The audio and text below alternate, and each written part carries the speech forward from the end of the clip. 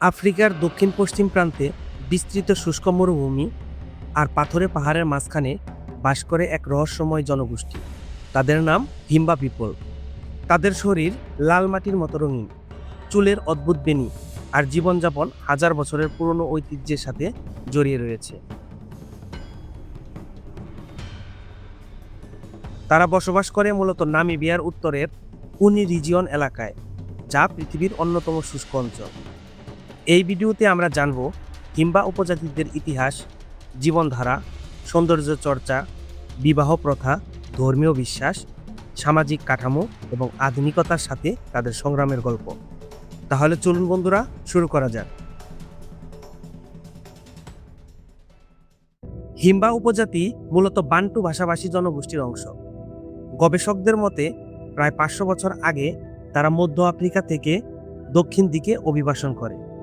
তাদের পূর্বপুরুষরা ছিল পশুপালক, তাই নতুন জায়গায় বসবাসের সময় তারা এমন অঞ্চল বেছে নেয় যেখানে গবাদি পশু পালন করা সম্ভব।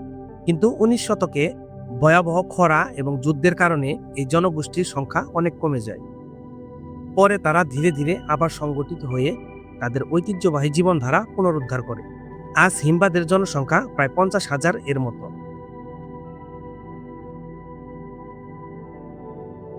হিম্বাদের বসবাসের এলাকা অত্যন্ত শুষ্ক, বছরে অনেক সময় বৃষ্টিপাত প্রায় হয়ই না। এই অঞ্চলকে অনেক সময় কুকুল্যান্ড নামেও ডাকা হয়। এখানে পানি অত্যন্ত মূল্যবান, তাই হিম্বারা গোসল করার জন্য পানি ব্যবহার করে না, বরং তারা ভেষজ ধোঁয়া দিয়ে শরীর পরিষ্কার করে, যাকে বলা হয় স্মোক বাথ।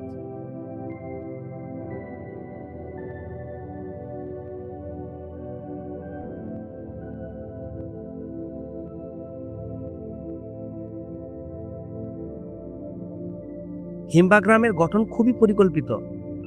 গ্রামের মাঝখানে থাকে গবাদি পশুর খোয়ার, যাকে বলা হয় ক্রাল।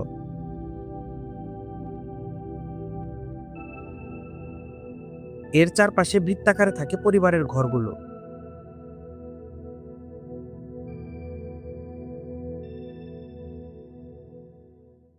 তাদের ঘর তৈরি হয় কাঠ, কাদা, গোবর এবং খড় দিয়ে।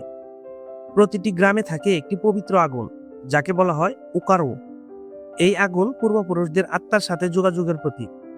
গ্রামের প্রধান ব্যক্তি এই আগুনের রক্ষণাবেক্ষণ করেন।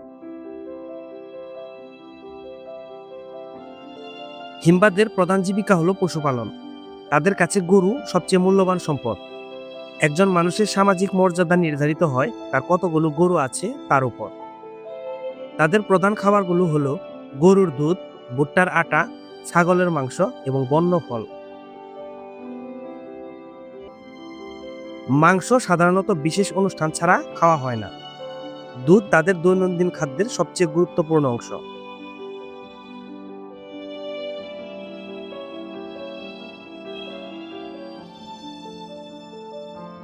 হিম্বা নারীদের সৌন্দর্য বিশ্বজুড়ে বিখ্যাত। তারা শরীরে ব্যবহার করে বিশেষ মিশ্রণ উটিলাইস। এটি মূলত তৈরি হয় লাল উকার পাথরের গুঁড়ো, পশুর চর্বি এবং সুগন্ধি ভেষজ। এই মিশ্রণ তাদের ত্বককে সূর্যের তাপ থেকে রক্ষা করে। এছাড়াও এটি পোকামাকড় থেকে সুরক্ষা দেয়।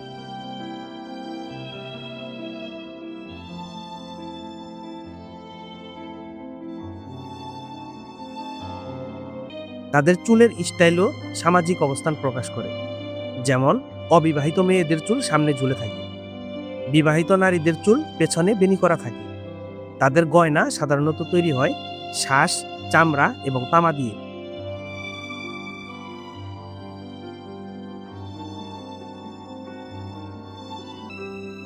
হিম্বা সমাজ পিতৃতান্ত্রিক হলেও নারীদের ভূমিকা অত্যন্ত গুরুত্বপূর্ণ। বিবাহ সাধারণত পরিবারের মধ্যে নির্ধারিত হয়। অনেক সময় কিশোর বয়সেই মেয়েদের বিয়ে দেওয়া হয়। একজন পুরুষ একাধিক স্ত্রী রাখতে পারে, কিন্তু প্রতিটি স্ত্রী আলাদা ঘরে বসবাস করে এবং নিজস্ব পরিবার পরিচালনা করে। শিশুরা ছোটবেলা থেকেই পশুপালন শেখে। হিম্বারা বিশ্বাস করে এক সর্বোচ্চ সৃষ্টিকর্তায়, যাকে তারা বলে মুকরো। তবে তারা পূর্বপুরুষদের আত্মাকেও সম্মান করে। যখন কোনো গুরুত্বপূর্ণ সিদ্ধান্ত নিতে হয়, গ্রামের প্রধান ব্যক্তি পবিত্র আগুনের সামনে প্রার্থনা করেন। আজকের বিশ্বে আধুনিকতার ঢেউ হিমবাদের কাছেও পৌঁছে গেছে। কিছু শিশু এখন স্কুলে যায়, কিছু পরিবার পর্যটকদের সামনে তাদের সংস্কৃতি প্রদর্শন করে আয় করে। তবে জলবায়ু পরিবর্তন এবং দীর্ঘ খরা তাদের জীবনে বড় চ্যালেঞ্জ হয়ে দাঁড়িয়েছে। হিমবা উপজাতি আমাদের মনে করিয়ে দেয়, সভ্যতা শুধু শহরের কংক্রিটের দেয়ালে সীমাবদ্ধ নয়। প্রকৃতির সাথে মিলেমিশে হাজার হাজার বছর ধরে টিকে থাকা এক জীবনও হতে পারে সভ্যতার এক অনন্য রূপ। লাল মাটির এই মানুষগুলো আজও তাদের সংস্কৃতি, বিশ্বাস এবং ঐতিহ্য আঁকড়ে ধরে বেঁচে আছে। তাহলে কেমন লাগলো আমাদের আজকের ভিডিও? ভালো লেগে থাকলে অবশ্যই লাইক, কমেন্ট এবং শেয়ার করবেন। দেখা হবে অন্য কোনো পর্বে। সে পর্যন্ত সবাই ভালো থাকবেন। আল্লাহ হাফিজ।